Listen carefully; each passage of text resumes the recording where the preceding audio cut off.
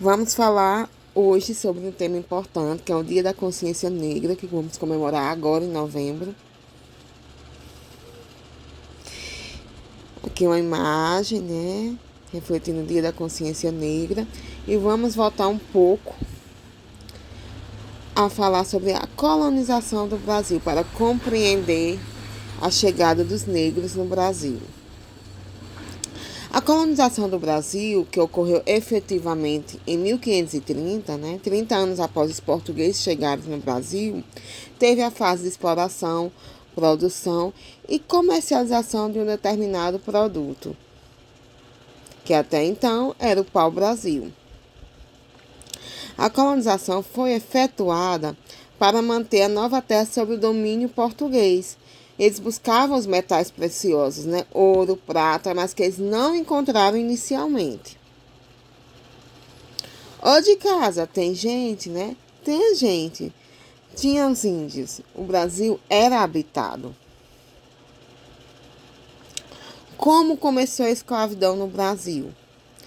Ela foi implantada no início do século XVI. Em 1535, chegou a Salvador, na Bahia, o primeiro navio com negros escravizados. Foi a fase expansionista do capitalismo comercial europeu, que levou portugueses, espanhóis e outros povos a empreenderem um ambicioso projeto de exploração de novas terras e povos fora da Europa.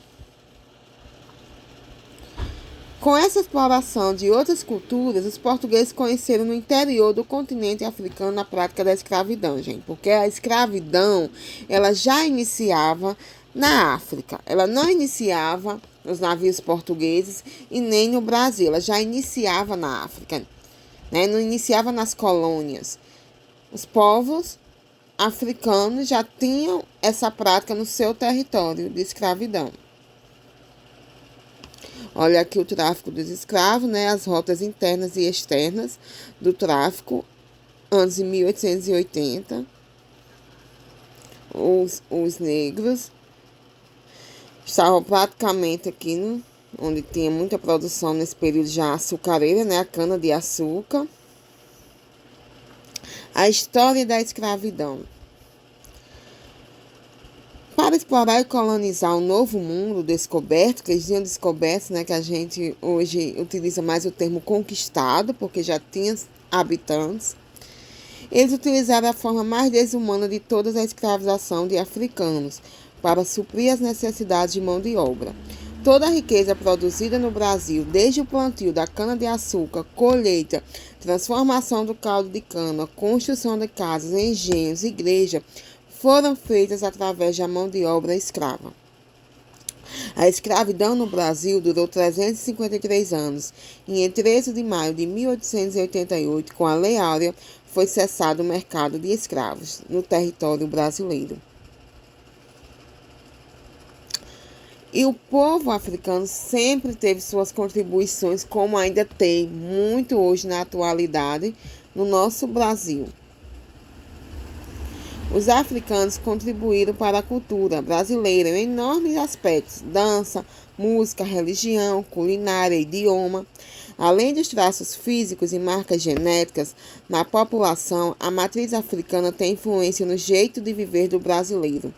O Dia da Consciência Negra traz uma reflexão sobre a importância do povo e da cultura africana do nosso país. Por exemplo, você conhece as palavras moleque, fubá, cachaça, berimbau e maracatu? São de origem africana. São termos africanos. Os negros têm influências na dança, na música, na comida, em todo o nosso jeito de ser. Mas por que o Dia da Consciência Negra? Por que essa data? O Dia da Consciência Negra, que é celebrado no dia 20 de novembro, foi a data em que morreu Zumbi dos Palmares, um símbolo de resistência do povo negro na história brasileira. Então, por isso que a data é celebrada neste dia. Quem foi Zumbi dos Palmares? Foi um dos grandes nomes da história do Brasil, foi um dos líderes do Quilombo dos Palmares, o maior e mais extenso quilombo da história do nosso país. Que vemos um símbolo da luta da consciência negra. essa mão negra. Ele foi morto após ter seu esconderijo denunciado no dia 20 de novembro de 1695. Zumbi é atualmente um dos grandes símbolos da luta dos negros e dos africanos contra a escravidão no Brasil. Quilombo dos Palmares, gente. Ele surgiu no final do século XVI, no território da capitania de Pernambuco, mais precisamente em uma região em que hoje está localizado o estado de Alagoas. As aldeias do Quilombo, né? A gente vê aí em Alagoas, né? Que é o Jarrezinho perto de Maceió, a União dos Palmares aqui no mapa. E foi aí onde ficava o Quilombo dos Palmares. Quilombo de Palmares, né? Ele foi chamado de quilombo porque foi construído em uma região que possuía um grande número de palmeiras. E essas árvores possuíam inúmeras utilidades, pois forneciam alimento aos quilombolas e suas folhas eram usadas para fazer o telhado dos casebres que eram construídos. Mas quem foi Zumbi, né? Esse símbolo da resistência negra, esse símbolo da consciência negra. Zumbi foi um dos grandes personagens do Quilombo dos Palmares. Ele ficou conhecido por ter sido um dos líderes do Quilombo. Quando era criança, foi sequestrado durante um ataque a Palmares e foi criado por um padre que o nomeou de Francisco e o alfabetizou, ensinou ele a ler, a escrever. Zumbi teria fugido na adolescência e retornou a Palmares. E lá assumiu uma posição de liderança.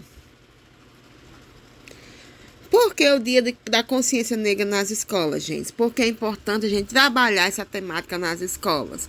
Porque a Lei 12.519 de 2011 instituiu oficialmente o Dia Nacional de Zumbi e da Consciência Negra. No calendário escolar nacional, essa data também foi incluída em 2003. A origem do Dia da Consciência Negra está ligada aos esforços dos movimentos sociais para evidenciar as desigualdades históricas que marcaram as populações negras e pardas no nosso país. Então, isso é um pouco da história desse Dia da Consciência Negra. E na próxima aula nós vamos continuar falando sobre essa temática tão importante. Até o nosso próximo encontro.